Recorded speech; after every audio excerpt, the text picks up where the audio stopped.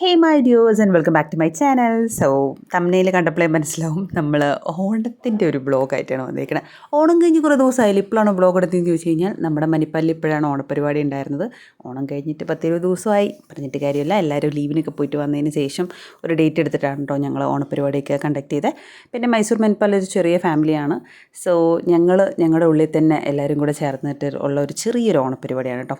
അത്തപ്പൂക്കളം മത്സരം ഉണ്ടായിരുന്നു. ഇതാണ് കേട്ടോ എൻ്റെ ടീം. ഞങ്ങൾ തിരക്കേടില്ലാത്ത ഒരു അത്തം ഇട്ടു, പക്ഷേ പ്രൈസും കാര്യങ്ങളൊന്നും കിട്ടിയില്ല. അതിനെക്കാട്ടും നല്ലത് വേറെ ഇട്ടിട്ടുണ്ടായിരുന്നു. എനിവേ ഞാനിട്ടതാണ് എനിക്ക് ഭംഗിയായിട്ട് തോന്നിയത്. അങ്ങനെയല്ലേ ഇപ്പോൾ പറയാൻ പറ്റുള്ളൂ. പിന്നെ ഇവിടെ പൂക്കൾക്കൊക്കെ നല്ല വില കുറവാണ് കേട്ടോ. മൈസൂറും കൂടിയാണ്. പിന്നെ ഓണ സീസണിലും കഴിഞ്ഞതുകൊണ്ട് തന്നെ നമുക്ക് നല്ല റേറ്റ് കുറവിനാണ് സാധനങ്ങളൊക്കെ കിട്ടിയിട്ടുണ്ടായിരുന്നത്. ഇതാണ് കേട്ടോ ഫൈനൽ ലുക്ക്. നിങ്ങൾക്ക് ഇഷ്ടപ്പെട്ടില്ലോ എന്ന് എന്തായാലും കമൻറ്റ് ചെയ്യാം. എല്ലാവരും വന്ന് ജഡ്ജ്മെൻറ്റൊക്കെയാണ് വന്ന് നോക്കുക, ഇങ്ങനെയൊക്കെ ഉണ്ടെന്ന്. കുഴപ്പമില്ലായിരുന്നു കേട്ടോ, എനിക്കിഷ്ടപ്പെട്ടു. അതിനുശേഷം ഡ്രസ്സും കാര്യങ്ങളൊക്കെ മാറ്റി ഞങ്ങൾ പിന്നെ കുറച്ച് ഫോട്ടോസ് എടുക്കാൻ പോയി. അതല്ലേ നമുക്ക് മെയിൻ. ഫോട്ടോസൊക്കെ എടുത്ത് ഞങ്ങൾ സെറ്റാക്കി. ഇതാണ് ഞങ്ങളുടെ ആർട്ടി ഗ്യാങ്, ആർട്ടി പിള്ളേരെല്ലാവരും ഉണ്ട്. പിന്നെ ലിറ്റിയുണ്ട്. പിന്നെ ഇതാണ് കേട്ടോ എൻ്റെ ലുക്ക്. ഞാൻ മിനിമം ലുക്കായിരുന്നു. എനിക്ക് അധികം വലിച്ച് വാരിയിടാനൊന്നും അത് മൂടില്ലായിരുന്നു. അതുകൊണ്ട് ഞാൻ ഭയങ്കര സിമ്പിളാക്കിയായിരുന്നു. ഇത് ഏതോ ഒരു ടീമിൻ്റെ അത്തപ്പൂക്കളാണ്, ഏത് ടീമാണെന്ന് എനിക്ക് അറിഞ്ഞുകൂടാ. പിന്നെ ബേസ്മെൻറ്റിലായിരുന്നു കേട്ടോ പരിപാടി. ചെറുതായിട്ട് ഒരു ഡെക്കറേഷൻ കാര്യങ്ങളൊക്കെ നടത്തി ചെറിയൊരു പരിപാടിയായിരുന്നു കേട്ടോ. ഞങ്ങൾ പറഞ്ഞല്ലോ കുറച്ച് ചെറിയൊരു ഫാമിലിയാണ്. അപ്പോൾ ഒഫീഷ്യലി സാർ വന്ന് ദീപമൊക്കെ കൊളുത്തി നമ്മുടെ ഓണത്തിൻ്റെ പരിപാടി സ്റ്റാർട്ട് ചെയ്തിട്ടുണ്ടായിരുന്നു. ഡാൻസും കാര്യങ്ങളൊക്കെ ഉണ്ടായിരുന്നു. പെട്ടെന്ന് പറഞ്ഞ പ്രോഗ്രാമാണ്. എല്ലാവരും വന്നിട്ട് പെട്ടെന്ന് അറേഞ്ച് ചെയ്ത് ഒരു 4 ദിവസം കൊണ്ട് എല്ലാവരും തട്ടിക്കൂട്ടി എല്ലാം സെറ്റാക്കിയതായിരുന്നു കേട്ടോ.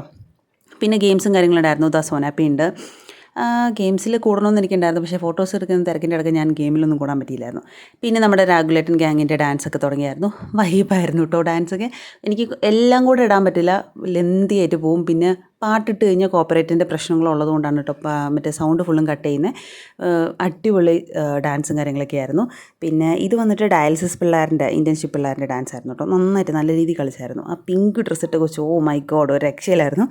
പിന്നെ നമ്മുടെ റേഡിയോളജിയിലെ ബ്രദർ, പുള്ളിക്കാരൻ സോളോ ആയിട്ട് വന്ന് മാസ് ചെയ്ത് തകർത്തിട്ട് പോയി. അടിപൊളി ഡാൻസ് ആയിരുന്നു കേട്ടോ. പിന്നെ നമ്മുടെ ഡോക്ടേഴ്സിൻ്റെ വക സോങ് ഉണ്ടായിരുന്നു. കന്നഡപ്പാട്ടായിരുന്നു. എനിക്ക് മനസ്സിലായില്ലെങ്കിലും നല്ല അത്യാവശ്യം ഗിറ്റാറൊക്കെ വായിച്ചു. ഇത് വന്നിട്ട് നമ്മുടെ റേഡിയോളജി ഇൻറ്റേൺഷിപ്പ് പിള്ളേരുടെ ഡാൻസ് ആയിരുന്നു. നല്ല രസമുണ്ടായിരുന്നു കേട്ടോ. എല്ലാവരുടെയും ഡാൻസ് എല്ലാം കൂടി ഇടാൻ പറ്റാത്തതുകൊണ്ട് എത്രത്തോളം എൻജോയ് ചെയ്തു എന്ന് വെച്ചാൽ നിങ്ങൾക്കിത് കാണുമ്പോഴേ മനസ്സിലാവും. ലിറ്റിയും ഞങ്ങളെല്ലാവരും കൂടെ വരുന്ന കൂക്കി കൈയടിച്ച് പൊളിയായിരുന്നു കേട്ടോ. എന്തായാലും നമ്മുടെ സ്ട്രെസ്ഫുൾ ലൈഫിൻ്റെ ഇടയ്ക്ക് ഇങ്ങനത്തെ ഒരു ചെറിയ ഫംഗ്ഷൻസൊക്കെ കിട്ടുന്ന എന്തായാലും അടിപൊളി കാര്യം തന്നെയാണ്. പിന്നെ ഓണമല്ലേ, നമ്മൾ ഏതൊരു നാട്ടിൽ ചെന്നാലും ആഘോഷിക്കുന്ന ഒരു കാര്യം. ആരായാലും എന്തായാലും നമ്മൾ ഓണത്തിന് എല്ലാവരും ഒരുപോലെ സാരി കൊടുത്ത് വരും. അവിടെ ലാംഗ്വേജ് ഇല്ല, കാസ്റ്റ് ഇല്ല, ഒന്നുമില്ല. എല്ലാവരും ഒരു യൂണിറ്റിയാണ്. ഇത് എൻ്റെ സ്വന്തം റെസ്പിറേറ്ററി പിള്ളേരുടെ തിരുവാതിരക്കളിയാണ്. ഞാൻ ആക്ച്വലി ഇതിൽ കൂടേണ്ടിയായിരുന്നു, പിന്നെ പറ്റിയില്ല. എന്തായാലും ഞാൻ മിസ് ചെയ്തു കേട്ടോ. അടിപൊളിയായിരുന്നേ. എന്തായാലും അവർ നന്നായിട്ട് കളിച്ചിട്ടുണ്ടായിരുന്നു. പിന്നെ ബേസ്മെൻറ്റിലായിരുന്നു പരിപാടി. ഫുഡും കാര്യങ്ങളൊക്കെ ഉണ്ടായിരുന്നു. ഓണത്തിന് മാത്രമാണ് ഇവിടെ കേരള റൈസ് കിട്ടുകയുള്ളൂ. അപ്പോൾ ഫുഡ് കഴിക്കുന്നതിൻ്റെ ഒരു തിരക്കിലാണ് എല്ലാവരും നിൽക്കുന്നത്. ഇത് വന്നിട്ട് നമ്മുടെ ICU രശ്മി മാമാണ്. പിന്നെ നമ്മുടെ കന്നഡ മാവേലി, അങ്ങനെ വേണം പറയാൻ. ഓക്കെ, ഇത് ഞങ്ങളുടെ പൽമോ സാറാണ് കേട്ടോ, ലക്ഷ്മി സാറ്. പുള്ളിക്കാരൻ്റെ വക ആശംസകളൊക്കെ പുള്ളിക്കാരൻ പറഞ്ഞിട്ടുണ്ടായിരുന്നു.